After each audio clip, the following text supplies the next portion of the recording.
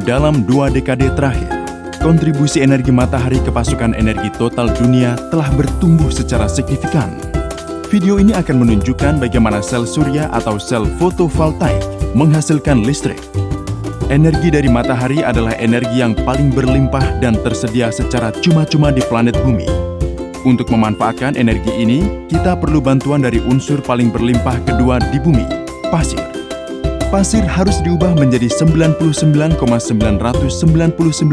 kristal silikon murni untuk digunakan dalam sel surya. Guna mencapai hal ini, pasir harus melalui proses pemurnian yang rumit seperti yang ditunjukkan. Silikon mentah akan diubah menjadi bentuk senyawa silikon gas dan kemudian dicampur dengan hidrogen untuk mendapatkan silikon polikristal yang sangat murni. Silikon ingot ini dibentuk kembali dan diubah menjadi irisan sangat tipis yang disebut dengan wafer silikon. Wafer silikon adalah jantung dari sel fotovoltaik. Ketika kita menganalisis struktur atom silikon, atom-atom ini saling terikat. Ketika Anda terikat dengan seseorang, Anda kehilangan kebebasan Anda. Demikian pula elektron dalam struktur silikon yang juga tidak memiliki kebebasan bergerak. Agar penelitian menjadi lebih mudah, mari kita lihat struktur 2D dari kristal silikon. Bayangkan atom fosfor dengan 5 elektron valensi yang disuntikan ke dalamnya. 1 elektron bebas bergerak. Ketika elektron dalam struktur ini mendapatkan energi yang cukup, mereka akan bergerak bebas. Mari kita coba membuat sel surya sederhana dan hanya menggunakan jenis bahan berikut. Ketika terkena cahaya, elektron akan mendapatkan energi foton dan akan bebas bergerak. Namun, gerakan elektron ini bersifat acak dan tidak menghasilkan arus melalui muatan. Untuk membuat aliran elektron searah, dibutuhkan kekuatan pendorong. Cara mudah dan praktis untuk menghasilkan kekuatan pendorong adalah p-n junction. Mari kita lihat bagaimana p-n junction menghasilkan kekuatan pendorong. Mirip dengan doping tipe N. Jika Anda menyuntikkan boron dengan 3 elektron valensi menjadi silikon murni, akan ada 1 lubang untuk setiap atom. Ini disebut doping jenis P. Jika 2 jenis bahan yang didoping ini bergabung bersama, beberapa elektron dari sisi N akan bermigrasi ke sisi P dan mengisi lubang yang tersedia di sana. Dengan cara ini, daerah deplesi terbentuk, di mana tidak ada elektron dan lubang bebas. Karena migrasi elektron, batas sisi N menjadi sedikit bermuatan positif dan sisi P menjadi bermuatan negatif. Medan listrik pasti akan terbentuk di antara muatan-muatan ini. Medan listrik ini menghasilkan kekuatan pendorong yang diperlukan. Mari kita lihat secara detail. Ketika cahaya mengenai p-n junction, sesuatu yang sangat menarik terjadi. Cahaya mengenai sisi N dari sel PV, kemudian menembus dan mencapai ke daerah deplesi. Energi foton ini cukup untuk menghasilkan pasangan lubang elektron di daerah deplesi.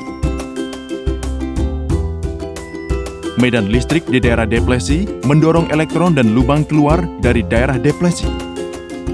Di sini bisa diamati bahwa konsentrasi elektron di daerah N dan lubang di sisi P menjadi begitu tinggi sehingga perbedaan potensial akan berkembang. Segera setelah kita menghubungkan muatan apapun di antara sisi-sisi ini, elektron akan mulai mengalir melalui muatan. Elektron akan bergabung kembali dengan lubang di sisi P. Dengan cara ini, sel surya terus-menerus memberikan arus searah. Dalam sel surya praktis, Anda dapat melihat bahwa lapisan N bagian atas sangat tipis dan berat diolah, sedangkan lapisan P tebal dan ringan diolah. Ini untuk meningkatkan kinerja sel. Amati pembentukan daerah deplesi. Patut diketahui bahwa ketebalan daerah deplesi jauh lebih tinggi di sini dibandingkan dengan kasus sebelumnya. Ini berarti bahwa karena terkena cahaya, pasangan elektron lubang dihasilkan di area yang lebih luas dibandingkan dengan kasus sebelumnya. Ini menyebabkan pembentukan lebih banyak oleh sel PV saat ini. Keuntungan lainnya adalah karena lapisan di atas yang tipis, maka lebih banyak energi cahaya dapat mencapai daerah deplesi. Sekarang, mari kita menganalisis struktur panel surya. Bisa dilihat bahwa panel surya memiliki lapisan yang berbeda. Salah satunya adalah lapisan sel. Anda akan kagum melihat bagaimana sel-sel PV ini saling berhubungan. Setelah melewati jari-jari, elektron dikumpulkan di busbar. Sisi negatif bagian atas sel ini terhubung ke sisi belakang sel berikutnya melalui strip tembaga, dan kemudian membentuk sambungan seri. Ketika Anda menghubungkan sel-sel yang terhubung secara seri, sejajar dengan sel seri lain, Anda akan memperoleh panel surya.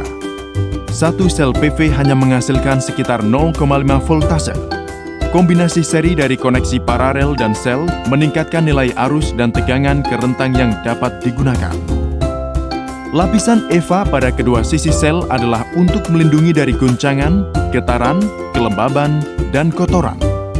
Mengapa ada dua jenis tampilan panel surya yang berbeda? Ini karena perbedaan struktur isi kristalin internal. Dalam panel surya polikristalin, beberapa kristal terorientasi secara acak. Jika proses kimia kristal silikon dilakukan satu langkah lebih jauh, sel-sel polikristalin akan menjadi sel-sel kristal mono. Meskipun prinsip-prinsip operasi keduanya sama, sel-sel kristal mono memberikan konduktivitas listrik yang lebih tinggi. Namun, sel-sel kristal mono lebih mahal, sehingga tidak banyak digunakan. Meskipun biaya menjalankan sel PV dapat diabaikan, total kontribusi energi global fotovoltaik surya hanya 1,3%. Hal ini terjadi terutama karena biaya modal dan kendala efisiensi panel surya fotovoltaik yang tidak sesuai dengan opsi energi konvensional. Panel surya di atap rumah memiliki pilihan untuk menyimpan listrik dengan bantuan baterai dan pengendali muatan surya. Namun, dalam kasus pembangkit listrik tenaga surya dalam jumlah besar, penyimpanan yang dibutuhkan tidak mungkin dilakukan. Jadi, umumnya panel surya ini terhubung ke sistem jaringan listrik dengan cara yang sama dengan output pembangkit listrik konvensional lainnya. Dengan bantuan inverter daya, DC diubah menjadi AC dan diumpankan ke grid. Mohon dukung kegiatan edukasi Learn Engineering di patreon.com dan jangan lupa untuk berlangganan saluran berbahasa Inggris kami. Terima kasih.